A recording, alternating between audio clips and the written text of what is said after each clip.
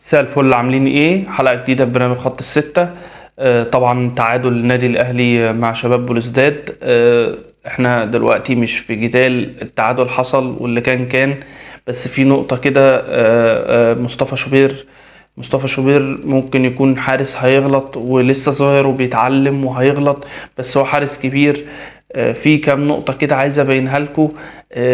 احنا لو بصينا على مصطفى شوبير كراجل بيلعب برجله كويس في الكورة، هو أفضل بكتير من الشناوي في اللعب بالكورة، بعيدا عن الجون اللي دخل في ماتش فيوتشر، اللي هو في السوبر المصري. ده ملوش علاقة خالص بإن مصطفى شوبير بيلعب برجله أو ما بيعرفش يلعب برجله. دي حاجات لازما أي حارس في الدنيا يمر بيها، لازما ياما حراس عظام. الحضري هنا في مصر دخل، يعني كان عمره بعد ال30 وال35 ودخل فيه جون كوبري. يعني دي حاجات عادية ولازم كل الحراس تمر بيها.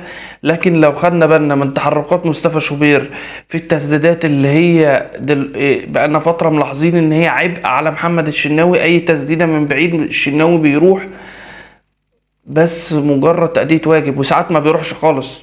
ماتشات سان داونز وفي ماتشات المنتخب لاحظنا الموضوع ده كتير.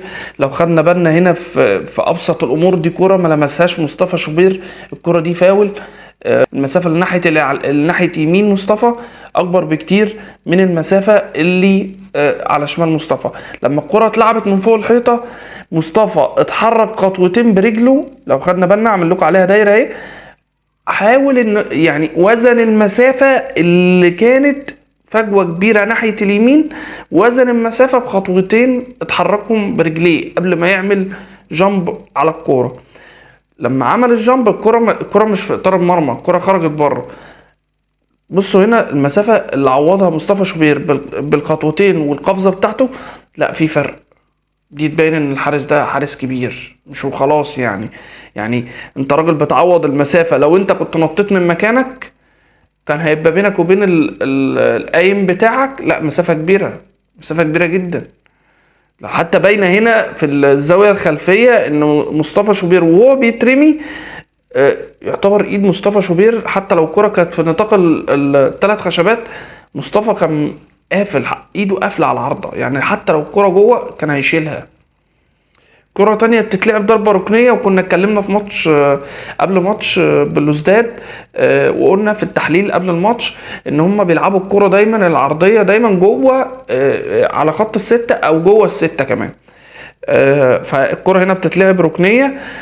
مصطفى شوبير طلع ومسكها. وفي كذا كرة تاني في جوه الماتش، كرة كانت بتبقى مرفوعة في لعب عادي مباشر، او ضربات ثابتة، وبرضه كان مصطفى بيطلع يا بالبوكس يا بيمسك الكرة، والكرة هنا مصطفى مسكها. كرة تانية بتبين شخصية الحارس. محمد عبد المنعم كان دايما هو بيحاول ان هو لعيب عالي، فعايز يحس بقيمته جوه الملعب. فمحمد الشناوي ما بيحسسوش بقيمته، لان محمد الشناوي اكبر منه سنا وكابتن الفريق. فلو خدنا بالنا هنا الكرة مع عبد المنعم وراجع لورا، رجع. لو خدنا بالنا في الكرة اللي بعديها، الكرة دي وصلت لمصطفى. قبل ما توصل لمصطفى، مصطفى رفع له بايده، يعني انا هشيل، انا اللي هاخد الكرة. منعم سابها له.